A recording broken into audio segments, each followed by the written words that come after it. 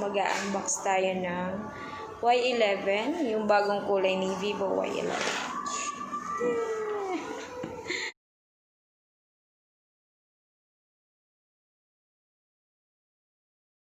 Ayan na guys, i-unbox na natin ang pinakabagong kulay o mukha ni Vivo Y11 Skyline Blue.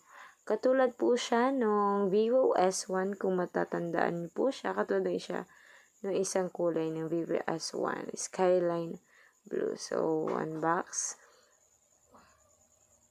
Ayan. Bongga.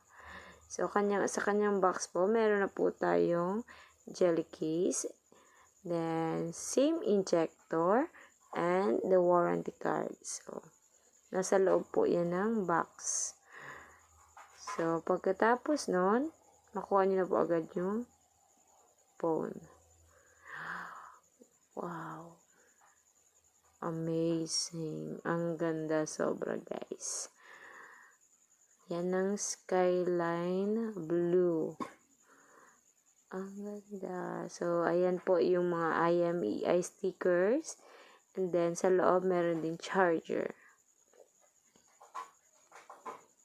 Bagong kulay po ni Vivo Y11 ay parang light blue sa taas and then purple naman sa baba.